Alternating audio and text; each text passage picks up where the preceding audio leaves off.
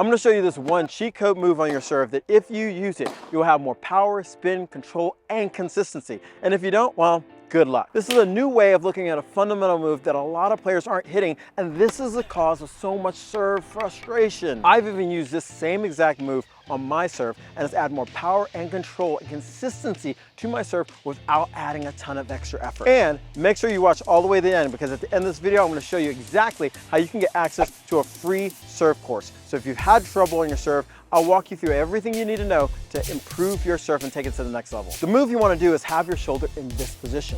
The biggest thing is you're solving for the wrong problem. In general, when we very first start playing tennis, we start serving like this. We think about the strings and making sure that the strings can look at our target, just like this. It's the easiest way to start serving, but it does a couple things that hurt you later on in your tennis career. Meaning that if you want more power, you think, okay, I need to rotate. And it gets my shoulders rotating on this nice even plane here. And you're saying, what's wrong with that, Kevin? Well, here's the problem with it. When you want to start serving bigger and more consistent, you need spin. You need spin to create margin and safety and actually bring the ball down to the court. But with this grip, the way it is and the way my shoulders are set up, guess what? You only have one option. The strings can only go through the court. They can't go through and brush. It's really awkward. And so what happens? You go to the internet, of course, or you go take a tennis lesson and the coach says, what? You need to switch your grip. You need a continental grip. And they put you in a continental grip just like this.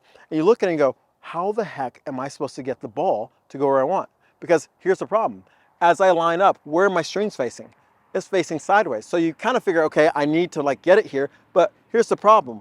Look how awkward that feels. And so this is why most players struggle so much with their serve, or they go to a waiter's tray or switch to grip. They start with the continental and they go through this motion, and right around here, their brain goes, this isn't gonna work. So they flip the grip here to get the racket face facing towards the target they want. The problem is we haven't solved for the right problem, because you do need a continental grip or something very close to it. Because what the continental grip allows you to do is create spin and penetration at the same time, where a pancake or kind of forehand grip doesn't. It only allows for one thing, which is penetration. And that's why your serve is limited. And that's why you can't get the power you're looking for. You can't get the spin, and you lose control because you're just hitting through the ball really flat. And so let's get to the right problem to solve. Let's now use the continental grip for a second. And then let's get in our service stance and think, how am I going to have my racket just like this? Even if I hold it up like this is an awkward feeling, okay? So the problem is we're still thinking about how we used to start serving. We served like this, and now you put me on the continental grip, and then if you're not changing your grip, you're like this, and this is really awkward. And so how will we do this? Let me hold my arm all the way out to the side now. And now my racket can go through, and it can brush, and it can do both at the same time. So if you just take your racket and do this action here, come from the side, you can go through as much as you want by just having the arm pronate forward, or you can brush, okay? But then you're like, Kevin, there's a problem. I'm not gonna hit my serve there. You're right, you're not. So the adjustment you need to make is this. You need to put everything on the side. So now you're looking up this way, and all the best pros do this. When you watch them go through their serve, boom, they're in this position, not this position. And just to make sure you're clear, look how my shoulders are very leveled here. Okay, and now look how it's tilted. It's almost like this is a shelf and my head's something on it that's gonna slide off. It gets you in this idea of looking up at your racket from the side instead of looking straight up. You wanna achieve this. Now, if you don't believe me, take a look at these pros. Now we're going to take a look at some of the best men's tennis serves in the top 10 right now. First, we're going to look at Carlos Alcaraz. And you can see when he gets in the position, look at his shoulder angle right here with his head on the side, making sure he's looking up at contact. Now we're looking at Rune, same thing. Achieves the shoulder position, head on the side, looking up to contact. If we look at Rublev, same position, shoulder side, reaching up to contact. Now we're taking a look at Yannick Sinner. Same position, and you see the pattern emerge that all the pros use this position. We could look at Ben Shelton. Great position here, head on the side, looking up at contact. Let's look at Sabalenka on the ladies' side. You can see it from the back, same position, reaching up towards contact. And then finally, let's finish out with Serena Williams, one of the best female servers in the game. And you can see how her head's on the side, and she has that angle. This pattern is key to having a great serve. Now that you see exactly how all the pros are on the side with this angle, you understand what it does. When I'm at this angle now, I can get my racket face looking at my contact. I can drive through the ball and create spin. With this grip now, my old grip that I'm using doesn't make any sense because now my strings are looking up. And this is why you need that continental grip or something close to it that allows your strings to look forward and allow penetration and brush. Now that you understand this, let's go do some drills so you can start using this new shoulder position, sheet position, to take your serve to the next level. First drill you want to do is simply do a side bend. And so what I mean by this, I want you to put your hands on top of your head, you don't need your racket, and bend, having your dominant side. I'm a right-handed player, my dominant side going towards the sky. So it looks like this. And while you're bending, just look up. And so you're just going to bend where your head's slightly on the side. It's not going to be completely on the side. That'd be hard. Just slightly on the side. And the reason why we have our hands on our head, because it's really easy. If I just said lift your elbow, you could lift your elbow, but notice while my shoulders and my waist didn't do anything. So we want to have this nice side bend. That's the very first drill. The next drill is we want to do a double-sided bend. And this will make sense once we go through our whole serve motion. So what we're going to do is now go to our non-dominant side, then the dominant side. So I'm going to go here, that's my non-dominant side, to my dominant side. Non-dominant to dominant, okay? And practice this bend, okay?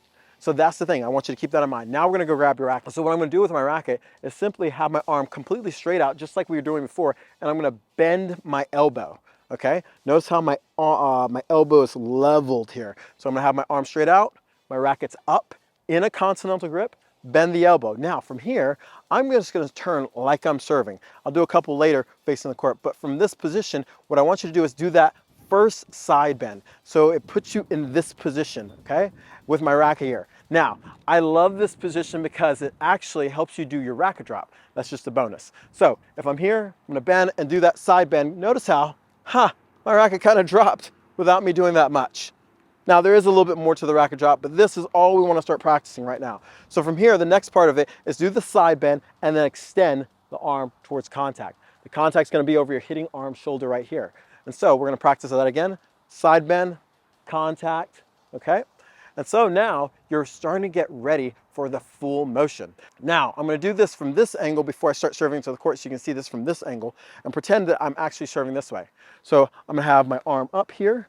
My racket was straight. I'm gonna bend my elbow with my arm here. I'm gonna do my very first bend to my non-dominant side, boom, okay? And now I'm gonna do the second bend, boom, to my dominant side. And now, doesn't this look familiar? This is where my arm was up and I can then extend it. And so practice this action of going bend, bend, and bend, bend. And so it starts to smooth itself out. So as you start taking the racket up, boom, I'm bending. And then when I start pulling the shoulder by rotating this way, I can pull it this way. And that's what you're training your shoulder to do. You're going from having your shoulders rotate on this plane to now having my shoulders rotate from here to here. And that's what you want. So as you go through your motion here, boom, boom. Now you might be asking one quick question. Kevin, does it matter? There's so many different ways of taking the racket up. I mean, I could go straight up, I can go around, I can do the full, it doesn't matter. From looking at like players like Curious who keeps the racket down, guess what's gonna happen? He's bending here, and then watch what happens, boom, boom. The rotation is the same, meaning that the shoulder is gonna rotate from here to here. And that's the key to start adding more power because you can penetrate the ball, more control and consistency because you can brush the ball, and more control because you'll be able to control which side of the racket you're gonna hit. So now, let me show you how it looks with the full motion. If I start to rotate and have it on the side, I can now start to create more racketed speed through the ball because I'm now using my shoulders to get into the right position. This is what I think of as the cheat move. If you get this down, everything else starts to fall into place. But if you want to learn how to take your serve to the next level, going from A to Z, make sure you check out the link in the description because I link you to a free serve course. You don't have to do anything but click the link, show up, watch the course, and get better. Now there's one more thing you got to understand because having a great serve is super important to tennis. It's one of the most important shots in tennis. But what can combo and make your serve even better is something called a serve plus one. And the reason why this is important is because 67% of points are won within the first 4 strikes of the ball. But guess what? You only get 2 of them. That means your serve and the next ball is plus 1. So what we want to start doing is focusing on when we serve, thinking about what we're gonna hit next, which I think should be a forehand. And if you wanna learn how to take your forehand to the next level, go watch this video.